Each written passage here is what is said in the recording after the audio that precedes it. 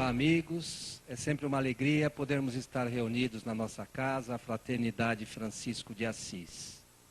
E hoje está conosco o médico, psiquiatra João Lourenço Navajas, que vai falar para nós sobre dependência química.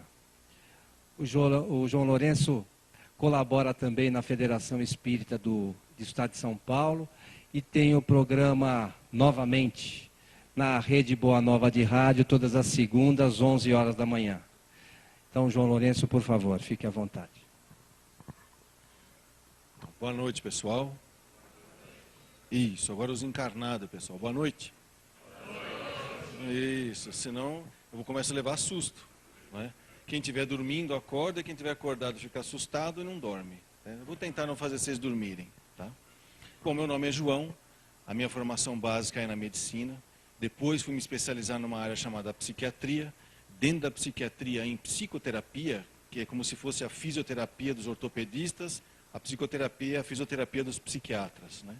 E dentro da psicoterapia, uma linha específica que é para tratar de dependência química, que é uma tocada, vamos dizer assim, totalmente diferente do que você aprende na faculdade ou de medicina ou na especialização de psiquiatria e também de psicologia. Então, esses conceitos que nós vamos ver aqui sobre dependência química são coisas que hoje, no dia a dia, na prática do dia a dia, já não se discute mais. E isso em função do quê?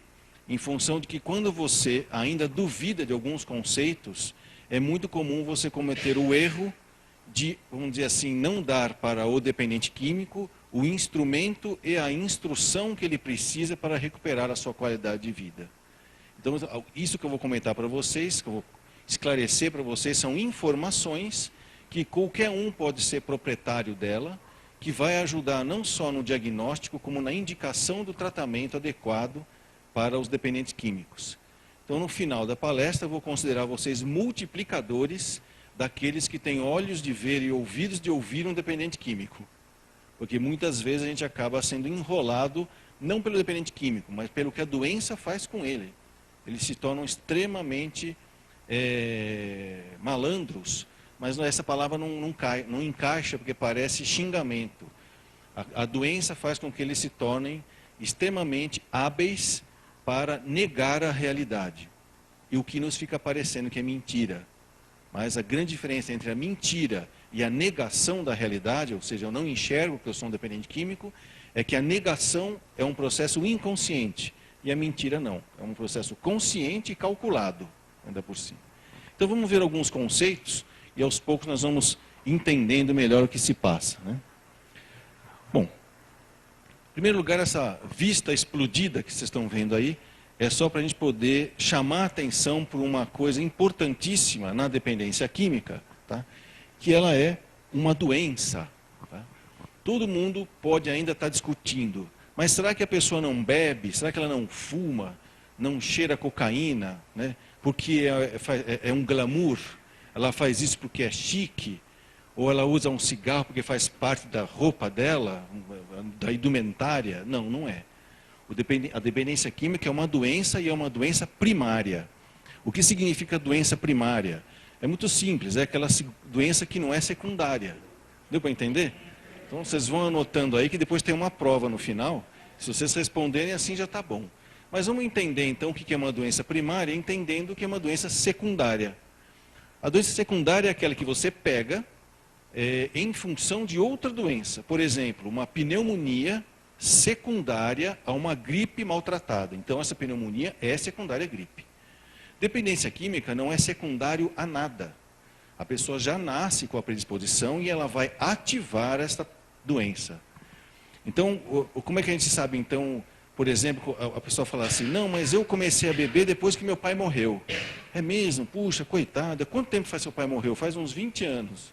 Como assim? Você está bebendo há 20 anos porque seu pai morreu? Ele pode até ter começado a beber porque ficou triste por alguma perda na vida, mas depois ele não conseguiu mais parar. Então, dependência química não é secundário a nada, tá? É primário. Você já nasceu com a predisposição e se você tomar algumas atitudes na sua vida, ela vai acabar se manifestando, a doença. Aí, uma vez que ela se manifesta, a doença tem uma evolução que nós chamamos crônica. Ou seja, o que é uma doença crônica? É uma doença que não é aguda, certo? Então vai cair na prova também, né, no final aqui, depois que vocês tomarem um passe, aí depois vocês vão passar mal aqui fazendo a prova. Tá? Bom, a doença aguda, dá para a gente entender o que é a crônica. A doença aguda é aquela que você pega, passa muito mal, pode ir até para a UTI. E lá só pode acontecer duas coisas com você. Ou você morre tudinho, ou cura tudinho. Não tem jeito. Você pode até ficar com uma sequela, que você começa a andar meio torto, alguém pergunta para você, por que você anda torto? Sabe por que eu não me lembro? Porque você não tem mais a doença. Você curou. É a doença aguda. Ou mata, ou você cura. A doença crônica, não. A doença crônica, ela vai entrando em você devagarinho, você não percebe. No começo até ela é gostosa, a doença, que nem bicho de pé, que dá aquela coceirinha gostosa que você não quer que tira, né? Um bicho de pé. E quando você menos espera, você já está com ela.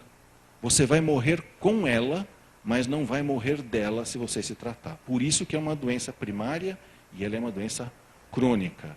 A outra característica dela é que é uma doença progressiva. Mesmo você tratando dela, ela está crescendo dentro de você.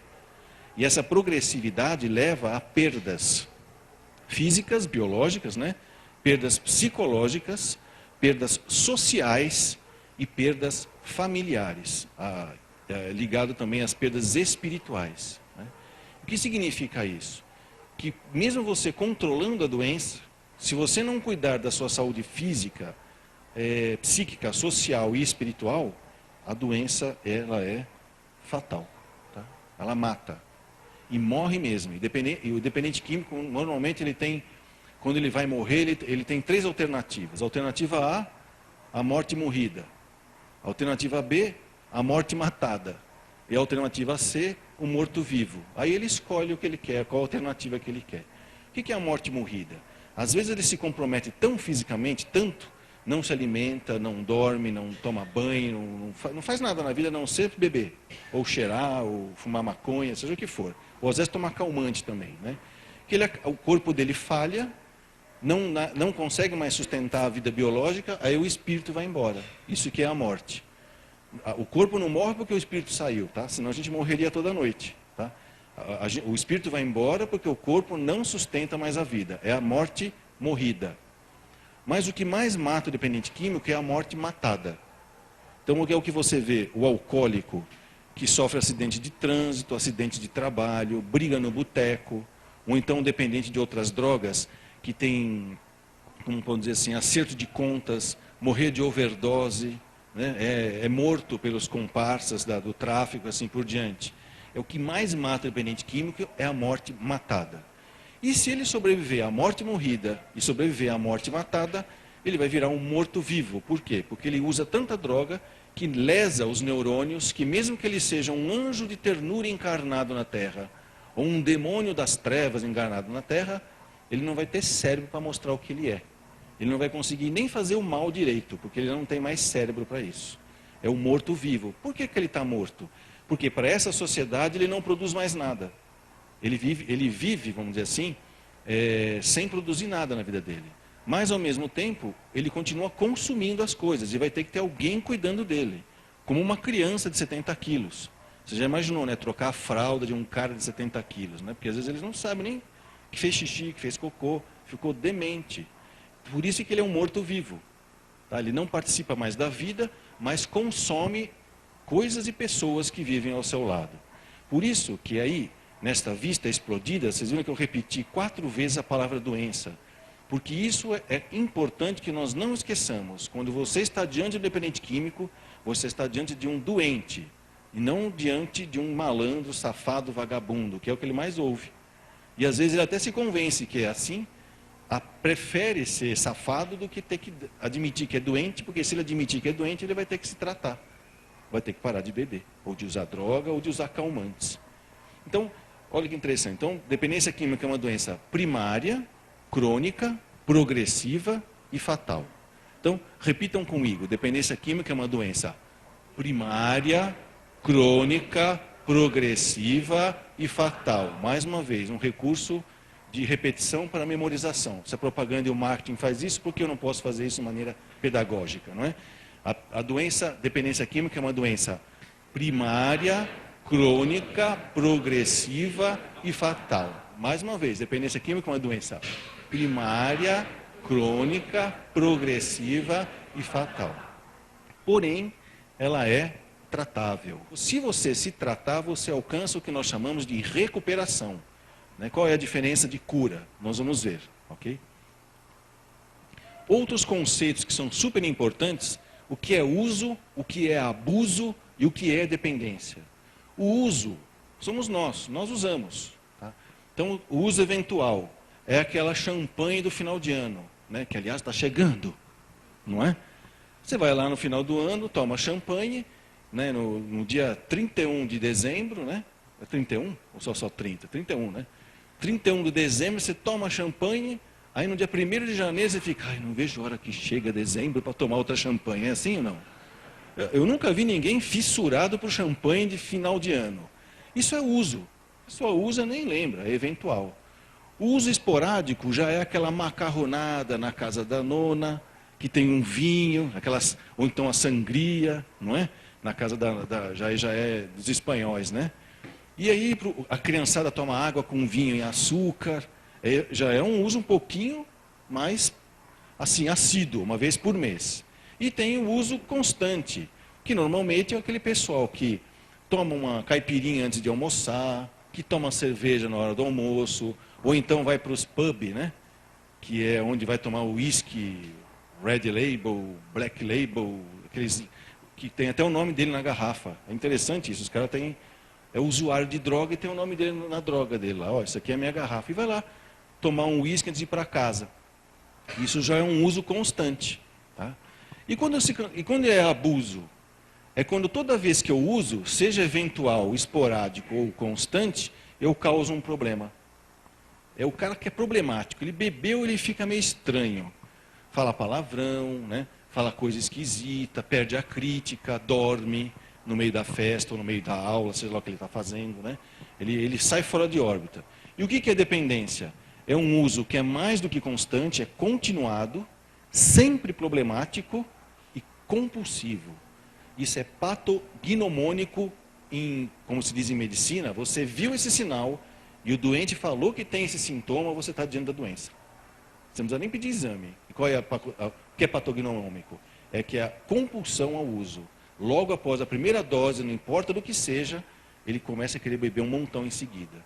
É como a gente fala, a primeira dose basta, o resto não vai ser suficiente. Esse é um grande sinal da doença. E quais são as razões que nos levam a usar? Porque nem todo mundo que usa vai virar dependente químico. É mais ou menos 10 a 20% da população que traz nos genes a sua predisposição a ser dependente químico. Tá? Então, o que nos leva a usar, sabendo que a gente corre tanto risco? Várias coisas, curiosidade, né? Imitar alguém ou querer ser exemplo para alguém, pressão do grupo. O que é pressão do grupo? O que a gente mais acredita, né, é o adolescente sendo pressionado a beber, senão ele não faz parte da turma. O tal do vira-vira, né? Vira, vira, vira, vira, vira, vira, morreu, né? Aquela coisa. Vai virando e vira de costas e já vai direto para o caixão, né? Essa pressão do grupo é a mais folclórica que existe, isso acontece. Mas também crianças e idosos também sofrem pressão para beber. Quando o tio molha a cerveja, a chupeta na cerveja, e dá na boca do nenê, dizendo que é para se acostumar, ele está sendo pressionado a beber. Água com vinho e açúcar, né? O idoso também, às vezes ele se aposenta, redescobre os amigos do bairro, vai até o boteco jogar dominó, de repente ele descobre lá que ele pode tomar um aperitivo, né? Um cinar, um cinzano, de repente ele descobre que pode misturar cinzano com pinga, que é o rabo de galo, aí depois ele começa a misturar pinga com groselha, que é o bombeirinho, e aí vai. Chega na minha clínica, ou na minha frente, no meu consultório, senhores que até os 70 anos de idade nunca beberam, e dos 70 aos 75 se tornam dependentes químicos de álcool, com abstinência, vem do bicho e tudo. Né? Essa é a pressão do grupo. Tem outras pressões também, por exemplo, você é um grande executivo de uma grande magazine, como aconteceu de verdade numa magazine que dá propaganda na televisão o tempo todo aí. No final de todo mês, o dono da magazine, que aparece na televisão, chama todo mundo para comemorar a venda, o lucro, com os seus grandes executivos. E ele abre uma caixa de uísque. Aí você vai falar, não vou tomar? Você perde seu emprego, né? Está fazendo desfeita para o dono, né? dessa grande magazine. Ou então, um grande executivo, jovem, que vai ter que enfrentar uma negociação pesada e que descobre que cheirando cocaína, ele fica mais esperto para fazer a negociação. Isso é uma pressão do grupo, muito sutil. Ninguém pediu para ele cheirar, mas falaram para ele, ó, toma um rebite aí que você negocia melhor. Vamos para um outro extremo, pressão do grupo, vamos lá para a Sabesp, pessoal que limpa galerias de águas, de chuva ou de esgoto. Um cara acabou de entrar na Sabesp, ele vai entrar na galeria, ops, calma, peraí, você vai entrando assim, você tem que se imunizar. Ah, é alguma vacina? Não, toma uma 51, a gente só entra depois que a gente tomar a 51 aqui, porque você não vai aguentar o que você vai ver lá dentro. Né? E aí ele acha que isso é normal. Isso é uma pressão do grupo. Tá? Estímulos da mídia. Né? A mídia é o que mais induz comportamento. Usando a mesma técnica que eu usei aqui de repetição e principalmente apelando para emoção, que são os jingles, né? As musiquinhas ou jargões que ficam na minha cabeça e eu fico aí então incutindo na mente dos outros certos hábitos. Vocês querem ver nenhum? Eu vou falar um jingle, não é nem um jingle, uma palavra aqui que vocês já devem estar cansados de ouvir, vocês vão lembrar de uma coisa que eu quero que vocês esqueçam em seguida. Por exemplo, gelada. Na minha época, falar que é gelada, a polícia te pegou, né? Que você está numa fria. Hoje não, gelada é poder beber, né? Na frente de todo mundo na televisão ainda por cima. Né? Você usa drogas também para buscar sensações novas. Tem gente que vai só por causa disso. Ah, quero ver como é que é ficar maluco. Ou então eu fiquei curioso, né? Curiosidade, ele sabia o que é essa tal de ficar brisado, que os jovens falam, né? E às vezes toma até antihistamínico, remédio para alergia, que dá uma zonzeirinha, eles querem ficar assim, brisado, quer saber o que é. Aí de uma brisa, vem um ventinho, depois vem uma ventania, aí vem um furacão, aí vem um maremoto, acaba trazendo um tsunami lá para a família toda. E fugir da realidade também. Aquilo que eu falei, morreu alguém na minha família, eu não aguento, vou beber. Aí acaba desencadeando a dependência química, porque tinha predisposição à dependência química. Então, olha que interessante, o grande sonho de todo dependente químico é um dia se tornar um usuário. Né? Tem alguém pegando fogo ali, né? É um mosquito. Está com um cheirinho de padaria, né? Mas daqui a pouco vamos ver, né? Mas é fritas à francesa, não precisa ficar preocupado. Se o bichinho começar a se metamorfosear em alguma coisa, aí um Ben 10 do fogo, aí a gente vê, né? Então, todo dependente químico, o sonho dele é se transformar num usuário. Por quê? Porque o usuário tem controle do consumo. O dependente químico não tem. Ele bebeu a primeira dose, ele perde o controle do consumo. E é por isso que ele quer virar um usuário. Mas cá entre nós, não tem vantagem nenhuma em ser um usuário ou ser um abusador de drogas, porque vai lesar do mesmo jeito. A única diferença é que o dependente químico vai lesar mais rápido, tá? Porque ele usa de maneira em muito mais quantidade. Então eu não aconselho ninguém, mesmo sendo usuário, a usar drogas, seja álcool, seja drogas ilícitas ou seja calmantes prescritos pelo médico. Tá? Bom, quais são os caminhos que nos levam para o abuso e a dependência? Primeiro são os estímulos externos, propaganda, né? Educação nas escolas, a mídia, pressão do grupo e exemplos que a gente vê de pai, de mãe, de vizinho, a gente acaba sendo levado para querer, vamos dizer assim, é o que nós chamaremos de estímulo externo. Aí vocês vão falar assim, educação nas escolas faz as crianças usarem droga? Faz. Dependendo da maneira com que você apresenta as drogas para as crianças, elas vão ficar curiosas de saber o que é droga. Então não adianta você chegar para crianças de 8 anos e falar, cuidado que tem maconha, e você vai usar e fazer muito mal. Ela vai ficar curiosíssima. Ela vai querer saber que bicho é esse aí que dá para me enfrentar. Existe uma cartilha daquela parceria contra as drogas, que são empresas, que o símbolo é uma mãozinha cortada, né? Que ensina como falar de drogas para cada idade. Então, vou dar um exemplo. Uma criança de 8 anos, você não tem que falar de maconha, de cocaína. Você pega a sua criança, leva para a lavanderia, abre o armarinho de produtos de limpeza e mostra para ele. Está vendo isso aqui? Ó? O que vocês acham que é isso aqui, esse líquido branco aqui? Olha, pai, parece leite. Parece leite, né? Dá uma cheiradinha. Olha, pai, tem cheiro de morango. Exatamente, experimenta. Você pega um pouquinho, põe na língua. Né? Nossa, que coisa ruim, pai. Você vê que interessante? Tem um monte de coisas que parecem com coisas que nós sabemos que existem, que são até atraentes por alguns motivos, mas que fazem muito mal. Isso aqui a gente usa para colocar na privada para matar os germes do cocô. Pronto, eu já estou ensinando a criança a ter crítica do que? Se alguém apresentar para ela e falar assim, não, dá um peguinho que não faz mal. Não, peraí, preciso saber o que é isso. Por mais que você está falando que é bonito e gostoso, eu não sei, eu tenho minhas dúvidas. Então, os estímulos externos sempre vão nos atingir. Aí, mas também tem os nossos estímulos internos, que é curiosidade minha, as minhas próprias dificuldades emocionais, seja inibições, timidez, ou porque eu quero simplesmente quebrar as regras. Então, eu vou lá beber só para dizer que eu aguento. Eu vou lá fumar maconha só para poder quebrar a cara de o cara que é meio mandão. E assim por diante. Vai lá bancar o esperto, né? Mas no fundo é um laranja, né? Facilidade de acesso à droga, cada vez mais barato e cada vez mais fácil encontrar droga. Quem que trouxe droga hoje aqui? No centro espírita não tem droga?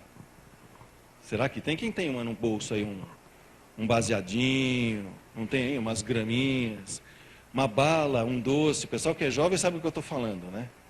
Quem tem bala aí? Quem tem doce? Bala é o êxtase, né? E o doce é o LSD, né? Cultura e idade, é aquilo que eu estava falando. De acordo com a cultura, usar drogas faz parte da cultura. Por exemplo, se você vai em Portugal e vai nas áreas rurais, faz parte do pagamento deles, do trabalho rural, o dinheiro, tanto de comida, tanto não sei do que, tanto de vinho. Faz parte, é cultura. Né? Então, você pode receber um estímulo externo, encontrar com o seu que é interno e ter facilidade de acesso à droga. Aí, se isso encontrar em você a sua disposição orgânica, que é a questão da hereditariedade, que é a tolerância, os altos benefícios que a droga traz ao dependente químico em termos de melhoria de funcionamento da cabeça, e a hereditariedade, aí então você acabou de colocar tudo para funcionar.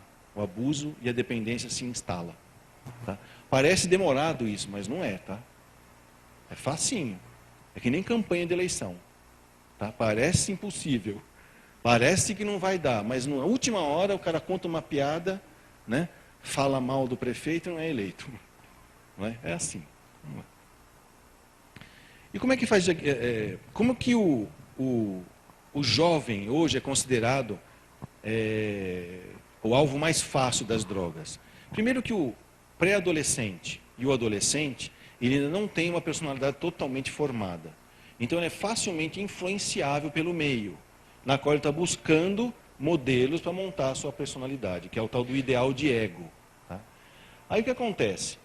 Até os 10 anos de idade, né, que é aquela barrinha de baixo, a influência é dos pais, que é aquele gráfico em azul. Né? Conforme vai passando dos 10 anos de idade, a influência dos pais diminui e aumenta a influência dos amigos. Certo? Junta-se com isso que dos 10 aos 20 anos, o adolescente, o adulto jovem, ele não é irresponsável. Tá? Ele apenas não acredita que as coisas ruins podem acontecer com ele. Então ele vai lá, ele pega o carro do pai, que está marcando 250, ele quer ver se chega a 250. Mas ele não pensa, não que ele é burro, ele não imagina que uma coisa ruim pode acontecer com ele. Não, na minha vez vai acontecer isso? Imagine. E aí, então, se por acaso ele ficar muito chateado, muito triste, e um grande amigo dele oferecer para ele fumar uma maconha para tirar a tristeza, ele vai fumar. Pô, mas nós não estamos fazendo palestras, os pais não orientam. Pois é que quando chegar dos 10 anos em diante, a grande dica é que os pais deixem ou parem de ser donos da verdade e passem a ser amigos do seu filho. Porque se você não for amigo dele, vem outro amigo de fora e adota o seu filho. E pegando exatamente naquilo que mais dói no adolescente, que é o que nós chamamos de ferida narcísica. O adolescente percebe que ele não é mais aquele reizinho ou aquela princesinha do papai e da mamãe, que ele é apenas mais um. E às vezes mais um muito comum, que não tem nada de especial, que era só mamãe e papai que falava isso. Aí ele quer se afirmar de alguma maneira. Vem um espertalhão que pode induzi-lo a qualquer comportamento de risco que ele não vai achar que vai acontecer nada de mal para ele. Então ele se aventura nas drogas, se aventura na homossexualidade ou nas práticas sexuais sem controle, vamos dizer assim, porque nem todo homossexual que tem essa condição faz uma prática sexual de risco, não. Tá? Mas ele é capaz de se aventurar só para poder saber qual é a experiência de fazer algo diferente, nem que ele não tenha essa condição, e assim por diante, inclusive com as drogas, com o álcool e até com calmantes, né? com remédios que ele rouba da mãe, rouba da avó, para ficar se chapando. Né? E aí, ele é apresentado por uma série de drogas, que eu classifiquei em drogas leves, moderadas e pesadas, com a única finalidade didática de demonstrar o quê? Se uma pessoa é dependente química de calmante tarja preta, que é o benzodiazepínico, que é o BZD que está aqui embaixo, vocês acham que ele tem uma dependência leve, uma dependência moderada ou uma dependência pesada? O que vocês acham? Ele é dependente aqui, ó, de cafeína. Você acha que a dependência química dele é leve, é moderada ou é pesada? Exatamente, foi o que a senhora falou. Dependência é uma coisa só, não depende da droga que você está usando. É que nem gravidez. Não, eu estou grávido só desse lado aqui, ó, desse lado não. Desse lado eu usei camisinha, desse lado eu não usei camisinha. Não tem, ou você está ou você não está grávida, ou você está ou não está dependente químico. Então aqui, lembre-se, é droga leve. E o que significa droga leve? Que se a pessoa não tiver uma predisposição a uma fragilidade muito grande, ela vai demorar essa droga para lesar. Mas tem pessoas que, infelizmente, usou a primeira vez e já lesou. A gente nunca sabe. Por isso que, apesar de ser uma droga leve, é melhor não usar. Então, imagine uma moderada na qual se encontra o álcool, ou uma pesada na qual se encontra o crack e o cheirinho da loló, que é o pessoal que cheira cola. Né? É gravíssimo as lesões que podem ocorrer pelo uso contínuo dessas drogas. Tá? E tem as drogas que nós nunca sabemos o que é que vai acontecer com você. Uma delas é o LSD, que é o tal do conhecido doce, que o pessoal leva nas baladas.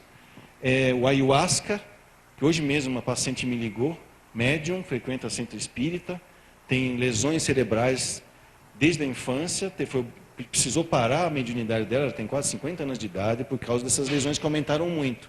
Hoje ela me ligou, que ia lá, numa seita, que ela ia tomar o ayahuasca. Eu acho que é o culto do vegetal, uma coisa assim. União Santo Daimon.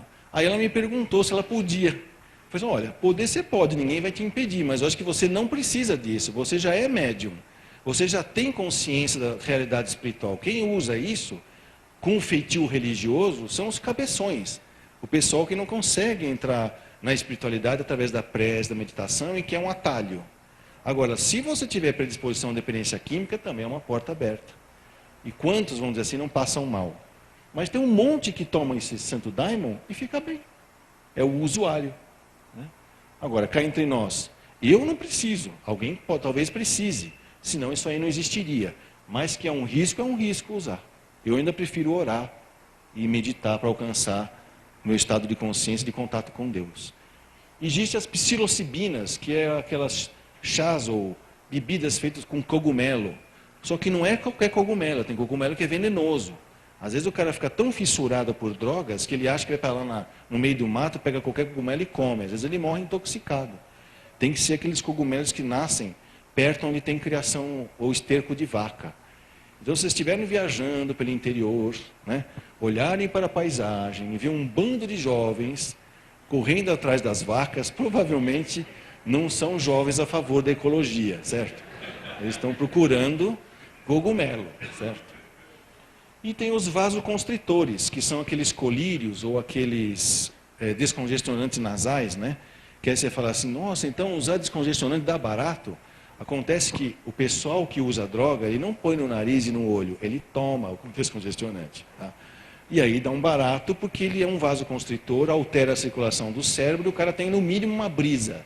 No máximo ele tem um surto psicótico. E depois levam lá no meu consultório para consertar. Né? Eu tenho uma oficina completa lá, de retífica, né? Dou um passo, né, no cilindro, toco o pistão, os anéis, o cara fica novinho para a próxima encarnação. Né? Com o corpo dele não dá mais. Pois é.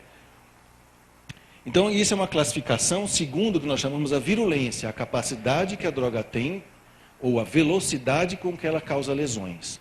Então, olha, café também é uma droga. e causa dependência. Como é que a gente sabe? Se você tomar café direto, por exemplo, faz um concurso público, né, vai trabalhar numa repartição pública onde só tem café, não é? Aliás, só tem não, tem café também, né? Aí você fica um ano trabalhando, só tomando café, tomando café, tomando café. Se você parar, de repente, você tem abstinência do café. Como tem abstinência de nicotina, THC é a maconha e BZD é o calmante de tarja preta. Valium, diazepam, ou Cadil, Frontal e outros au da vida aí, né?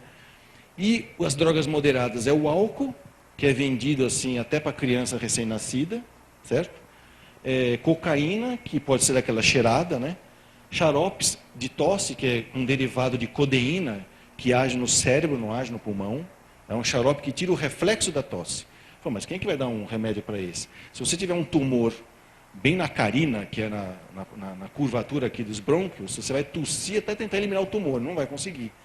E vai morrer tossindo, vai arrebentar vaso. Então eu dou um remédio que diminui a resposta. Só que o pessoal não toma isso por causa da tosse. Toma por causa do efeito da codeína, que é um derivado da morfina. Tá? E existem as anfetaminas, que é os remédios para emagrecer.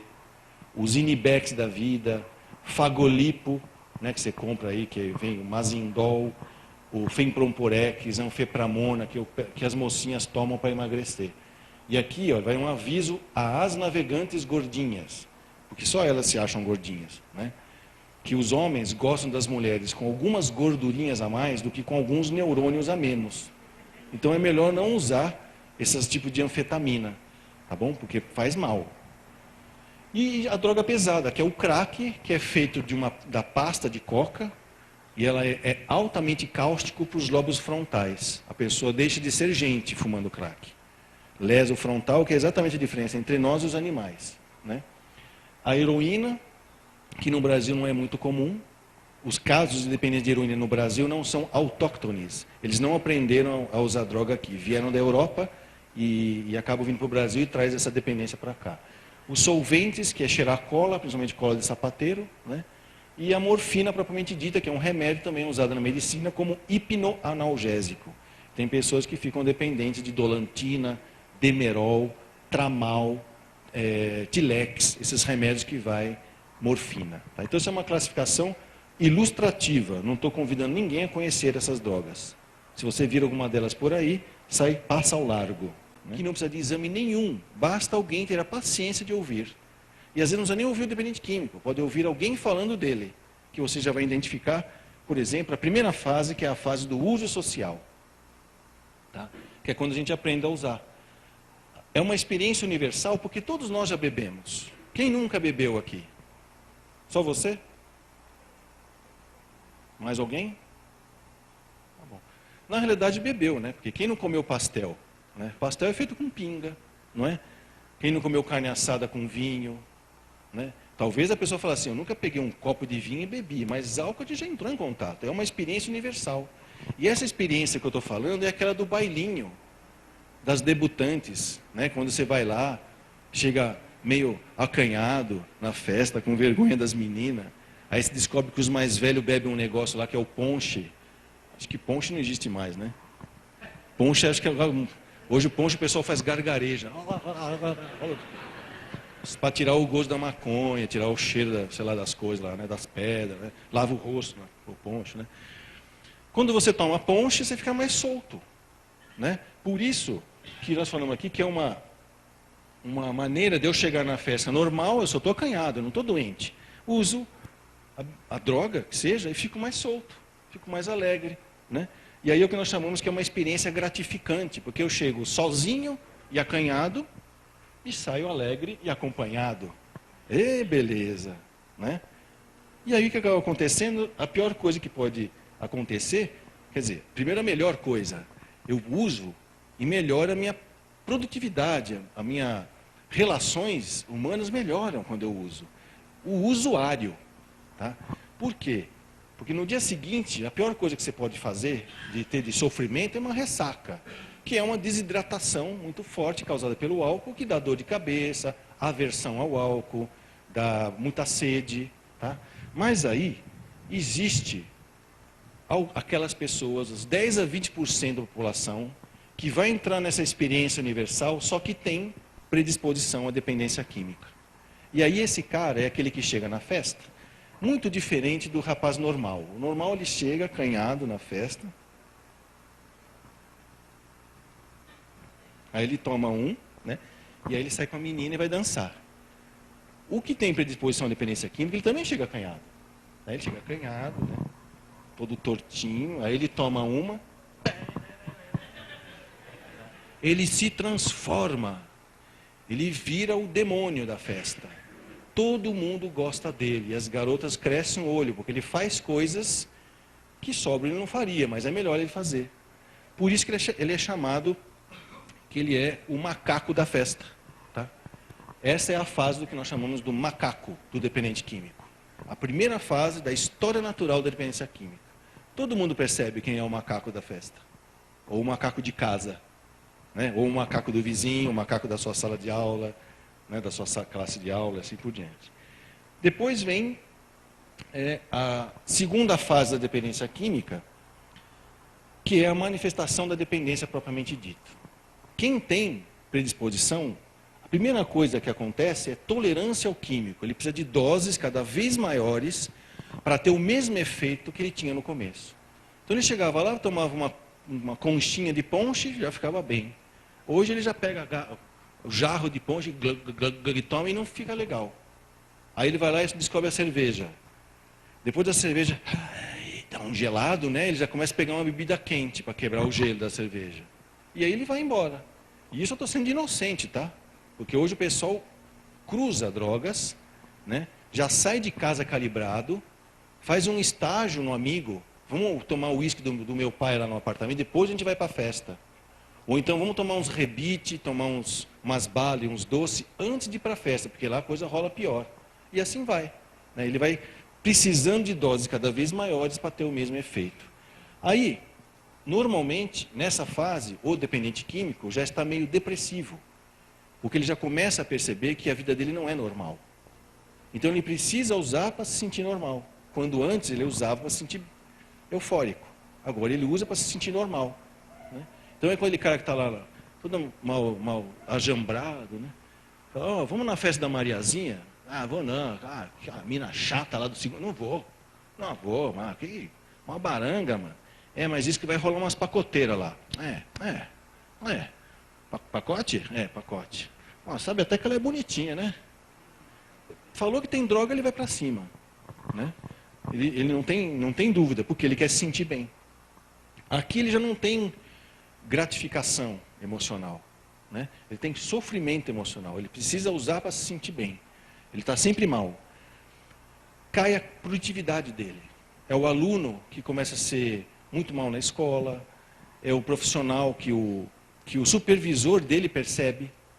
Né, que ele, esse cara aqui fazia 100 peças em um dia de trabalho, hoje ele não faz nem 50, dessas 50, 25 ele mata, porque está fora da medida, e os outros 25, nem o mercado paralelo quer comprar.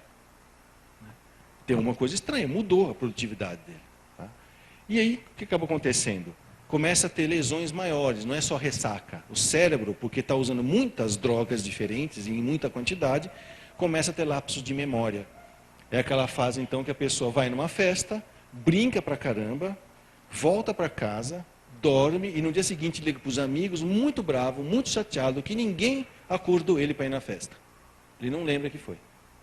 Faz um monte de coisa e não lembra. Já são lesões cerebrais por causa disso.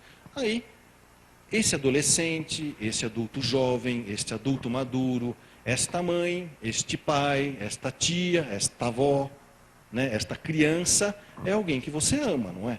Aí você vai conversar com ela. Puxa vida, você agora está tomando banho dentro da bandeja de ponche. Muito estranho isso. Você está tomando toda a cerveja da festa. Você escondeu 3 garrafas de uísque. Você já está levando bala e doce para vender nas festas. Tem alguma coisa errada com você, com a sua maneira de usar drogas. Como todo dependente químico é muito dócil, né? Muito moderado, muito tranquilo, ele chega para ela e fala assim: vai tomar conta da sua vida, sua mocreia. E aí é que começa a ir para as delegacias da mulher, né? Pancadaria, polícia, esguichamento de sangue, né? Que desce o nível, que é então o que nós chamamos que é a fase do leão do dependente químico. Porque ele não percebe que ele está doente, ele acha que está todo mundo enchendo o saco dele. Essa fase do leão é então aquela que mostra para nós a necessidade do tratamento. Começa aí, porque até então, na fase do macaco, tá bom. Se o cara não bebe, os caras vão lá e dão para ele. Então o leão é aquela fase em que você tenta ajudar o dependente químico e você sai estrupiado e de olho roxo com ele, porque tem que saber lidar com o dependente químico nessa fase do leão. Depois vem a terceira fase, que é a fase da dependência química propriamente dita. O cara é um adicto, como a gente fala, ele precisa usar uma certa quantidade de droga todo dia, senão ele passa mal, que é a tal da síndrome de abstinência ou a fissura de usar droga. O cara é fissurado, né? Aí, ele nunca mais conserta o humor dele, ele está sempre meio depressivo. Ele usa porque está depressivo e fica mais depressivo, porque a droga não conserta. Por isso é o risco dele ter o que nós chamamos de embotamento emocional e também a decadência social e familiar. Por quê? Porque como ele vai buscando usar cada vez mais e não tem efeito, ele só fica com os efeitos colaterais.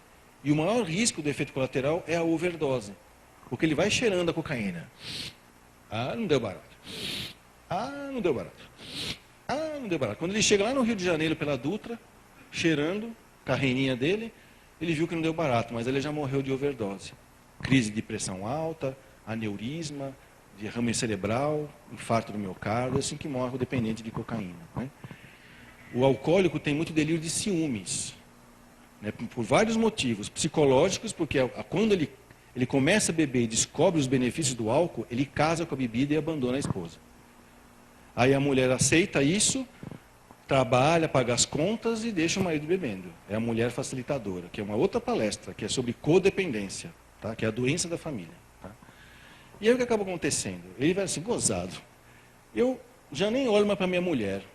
Já dei em cima da irmã dela, na cara dela. Já transei com a filha dela em cima da cama dela. Né? Que acontece essas coisas, hein? Relações incestuosas, onde tem alcoolismo, drogas, outras coisas. Né? Eu bato na minha mulher todo dia. E ela não vai embora? E ainda não estou dando no couro, né? Quer dizer, se eu não estou dando no couro, o que ela está fazendo? Ela deve estar dando para alguém. Esse é o lado psicológico.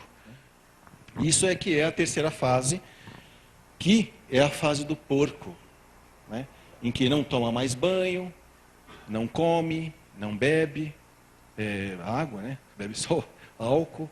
Então ele fica largado na sociedade. É o morto-vivo, é o porco.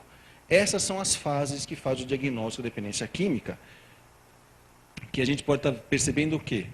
Juntando tudo, a gente percebe uma progressividade da doença. O que era um uso se torna um abuso e torna uma dependência. E é claro, olha lá, macaco, leão e porco. Quem ouvir essa história está fazendo diagnóstico de dependência química. Não tem chabu. Pode mandar para o médico, né? Ou para o AA, ou para o psicólogo. E como é que é o tratamento disso? Tá? Primeiro, o princípio fundamental, que essa doença não tem cura, lembra? Mas tem recuperação. E qual a diferença entre cura e recuperação? É que apesar de você ser portador de uma doença primária, crônica, progressiva e fatal, se você se tratar, você recupera a sua qualidade de vida. Você vai morrer com a doença, mas não vai morrer da doença. Vai morrer sadio. É que nem aquele cara que caiu do 10º andar e não quebrou um osso. Vocês ficaram sabendo? Foi enterrado inteirinho. Não, não quebrou um osso. Aí vai ser mais ou menos assim.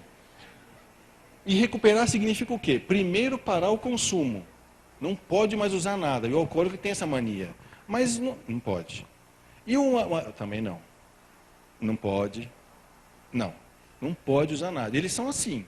Bem sedutor. Deixa. E aí a mulherada não aguenta, né? Essas piscadinhas. Não é? Se for cabeludo, então que joga o cabelo. Ih, pronto. A mulherada dá pinga doidado. Além de outras coisas. Né? E, além de parar de usar, tem que entrar num programa de recuperação, de preferência com orientação profissional. O que significa isso? Porque existem programas, que é do AA, do NA, que funcionam muito bem, mas se você agrega uma orientação profissional, ele fica muito melhor. É como se você pegasse uma chave de boca, que eu quero apertar esse parafuso aqui. Aí você fala, nossa, não tem força. Põe um cano. Você vai ver como faz muito mais força. É isso. O profissional aumenta o poder de alavanca na recuperação do dependente químico. E a condição é que o dependente químico queira parar de usar. Todos querem, é muito simples. Você não precisa ver, faz fila aí no AA, todo mundo, eu quero parar de beber, eu quero parar de beber. É assim? Não.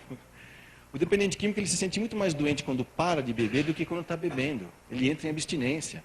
Por isso que a técnica é mostrar que o álcool tem muito mais desvantagens em comparação às vantagens que o dependente químico tem quando usa a droga, que é ficar muito legalzão. Tem muito maior desvantagem. Aí é ele que tem que fazer essa comparação, ou seja, é a desinformação que mata mais do que a própria droga. Ele precisa saber o que ele tem. Aí depois você deixa ele escolher. É o que eu faço na federação lá, na desobsessão lá do P3AT. Vem lá os dependentes químicos desencarnados e falam, eu não sei porque eu estou aqui, meu, eu estou usando e daí, meu, deixa eu usar. Eu falo, olha, vamos fazer o seguinte, não quero que você pare de usar. Né? Mas olha, ouça primeiro aí as informações que os mentores têm para te dar, depois você decide o que você faz com isso. Tá bom, ele vai e vai. E é assim que funciona, ninguém é obrigado a nada. Né? Por isso que a gente tem que apenas ajudar a obter informações. E aí, se ele for para o tratamento, aí existem algumas intervenções que pode fazer ele querer se tratar, não querer parar de usar droga. Né?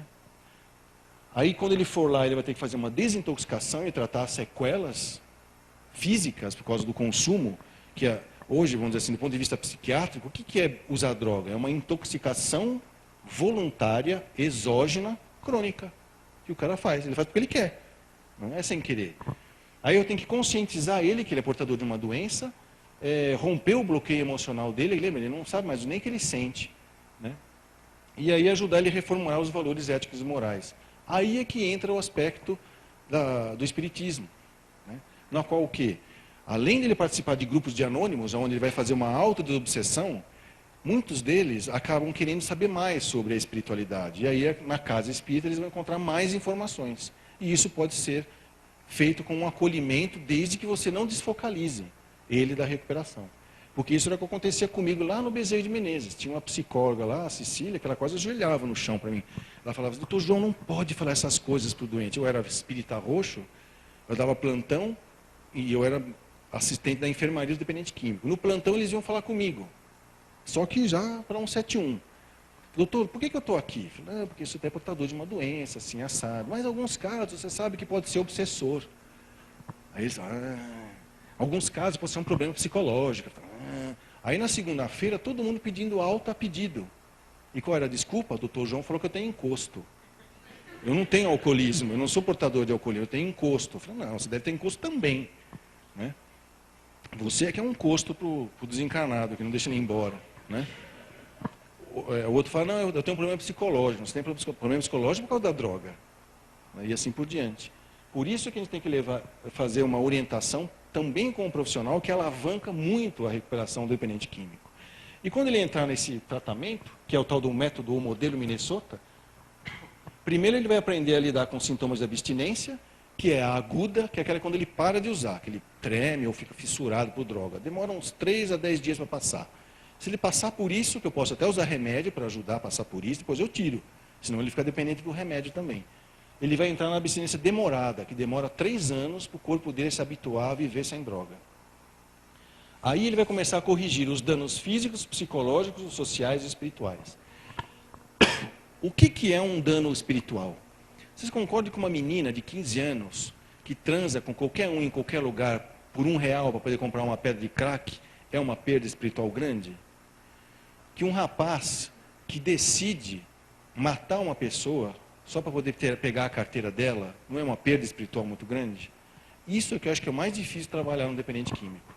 Porque desintoxicá-lo, fazer terapia e reinserir ele socialmente, isso é fácil. O problema é tirar, como a gente fala, o problema não é tirar a droga da pessoa, é tirar ele da droga. Né? Às vezes você trata, e o cara se torna um bêbado seco.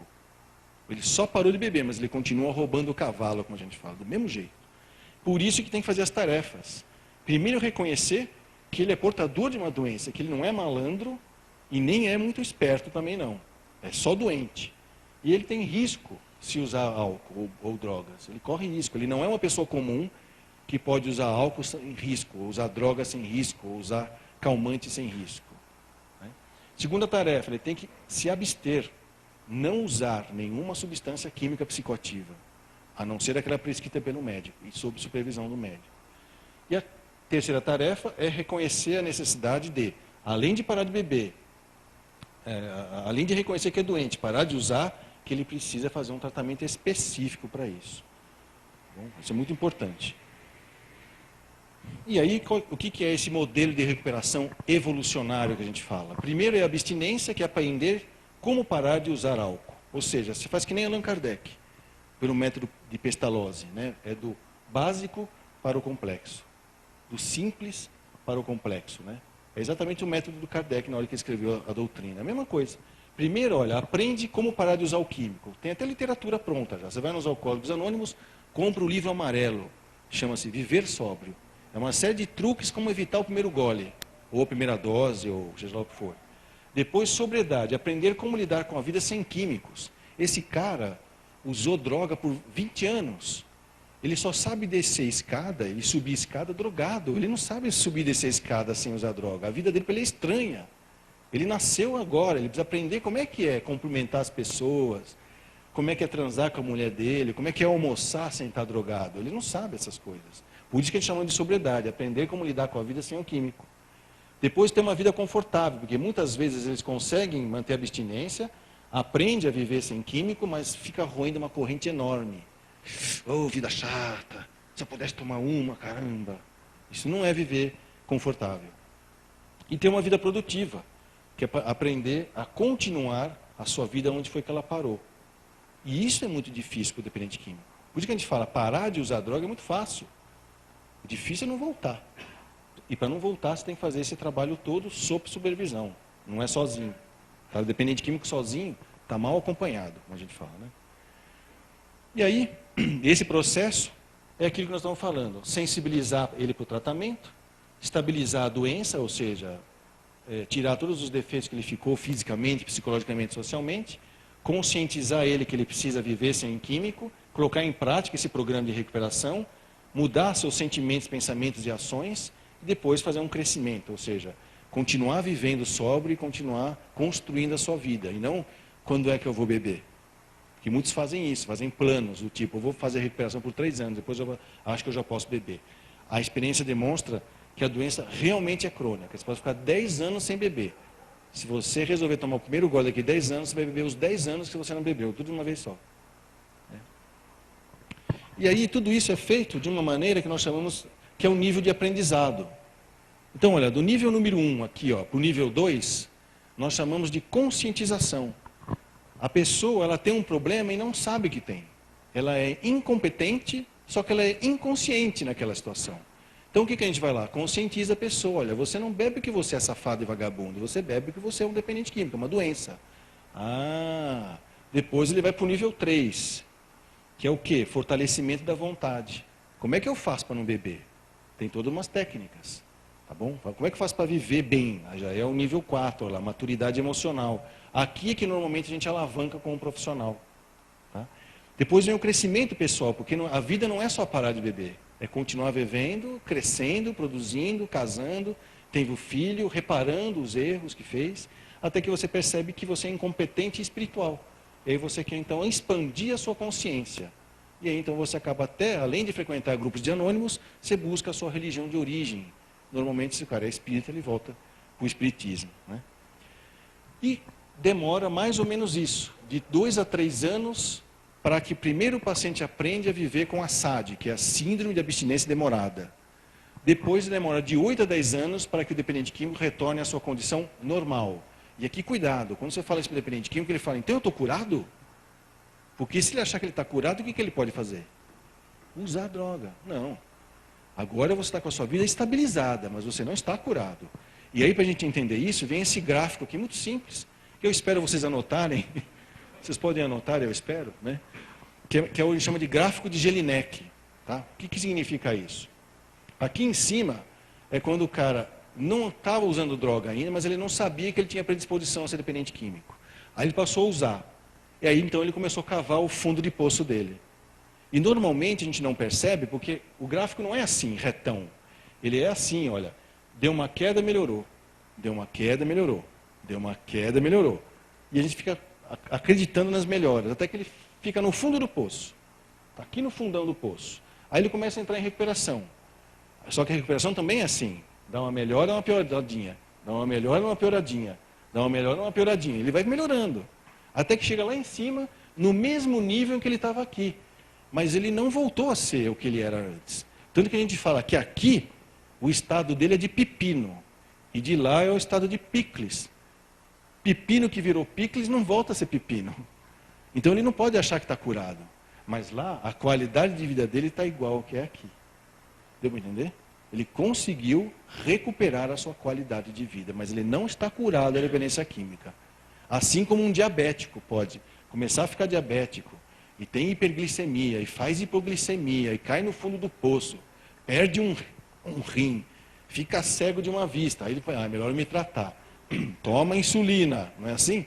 Aí faz a dieta, ele vai melhorando. Quando ele chega lá, ele pode até estar com um dedão a menos no pé, usando um óculos bem forte, mas ele está bem. Fala assim, agora eu já sei me controlar. Aprendi que eu posso ter qualidade de vida, apesar de ser portador de uma doença primária, crônica, progressiva e fatal. E isso era tudo o que eu tinha para falar.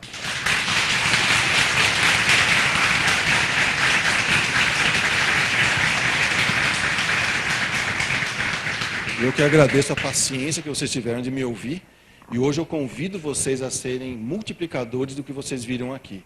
Se vocês virem alguém com essa historinha do macaco, leão e porco, manda para se tratar. Não espera morrer, não. Tá? Obrigado. Hein? Obrigado, João Lourenço. A gente agradece todos os seus esclarecimentos. Eu acho que foi muito proveitoso para todos nós e que a gente... Lamentavelmente, a gente sempre conhece alguém que passou por alguma situação dessa, né? Então, que a gente, na medida das nossas possibilidades, que a gente agora tenha vontade de auxiliar essas pessoas que eventualmente estiverem à nossa volta e numa condição dessa. Então, a gente agradece a você que esteve conosco e espera você num próximo encontro. Boa noite, obrigado.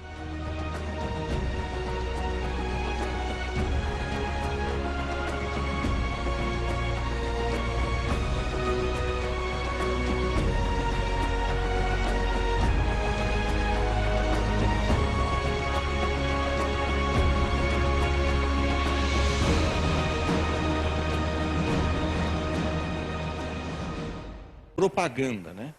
Educação nas escolas, a mídia, pressão do grupo e exemplos que a gente vê de pai, de mãe, de vizinho, a gente acaba sendo levado para querer, vamos dizer assim, é o que nós chamaremos de estímulo externo. Aí vocês vão falar assim, educação nas escolas faz as crianças usarem droga? Faz. Dependendo da maneira com que você apresenta as drogas para as crianças, elas vão ficar curiosas de saber o que é droga. Então não adianta você chegar para crianças de 8 anos e falar, cuidado que tem maconha. E você vai usar e fazer muito mal. Ela vai ficar curiosíssima. Ela vai querer saber que bicho é esse aí que dá para me enfrentar. Existe uma cartilha daquela parceria contra as drogas, que são empresas, que o símbolo é uma mãozinha cortada, né? Que ensina como falar de drogas para cada idade. Então, vou dar um exemplo. Uma criança de 8 anos, você não tem que falar de maconha, de cocaína. Você pega a sua criança, leva para a lavanderia, abre o armarinho de produtos de limpeza e mostra para ele. Está vendo isso aqui, ó? O que vocês acham que é isso aqui, esse líquido branco aqui? Olha, pai, parece leite. Parece leite, né? Dá uma cheiradinha. Olha, pai, tem cheiro de morango. Exatamente, experimenta. Você pega um pouquinho, põe na língua. Nossa, que coisa ruim, pai. Você vê que interessante? Tem um monte de coisas que parecem com coisas que nós sabemos que existem, que são até atraentes por alguns motivos, mas que fazem muito mal. Isso aqui a gente usa para colocar na privada para matar os germes do cocô. Pronto, eu já estou ensinando a criança a ter crítica do que? Se alguém apresentar para ela e falar assim, não, dá um peguinho que não faz mal. Não, peraí, preciso saber o que é isso. Por mais que você está falando que é bonito e gostoso, eu não sei, eu tenho minhas dúvidas. Então, os estímulos externos sempre vão nos atingir. Aí, mas também tem os nossos estímulos internos, que é curiosidade minha, as minhas próprias dificuldades emocionais, seja inibições, timidez, ou porque eu quero simplesmente quebrar as regras. Então eu vou lá beber só para dizer que eu aguento. Eu vou lá fumar maconha só para poder quebrar a cara de o cara que é meio mandão. E assim por diante. Vai lá, bancar o esperto, né? Mas no fundo é um laranja. Né? Facilidade de acesso à droga. Cada vez mais barato e cada vez mais fácil encontrar droga. Quem que trouxe droga hoje aqui? No centro espírita não tem droga?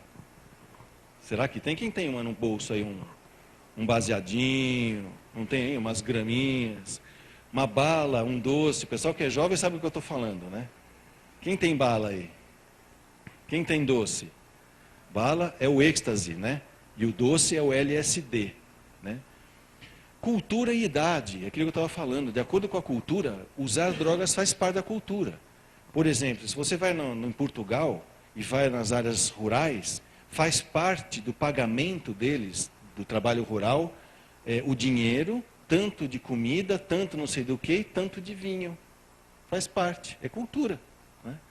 Então, você pode receber um estímulo externo, encontrar com o seu que é interno e ter facilidade de acesso à droga. Aí, se isso encontrar em você a sua disposição orgânica, que é a questão da hereditariedade, que é a tolerância, os altos benefícios que a droga traz ao dependente químico em termos de melhoria de funcionamento da cabeça, e a hereditariedade, aí então você acabou de colocar tudo para funcionar. O abuso e a dependência se instala. Tá? Parece demorado isso, mas não é, tá? É facinho. É que nem campanha de eleição. Tá? Parece impossível. Parece que não vai dar, mas na última hora o cara conta uma piada, né? Fala mal do prefeito e não é eleito. Não é? É assim. E como é que faz?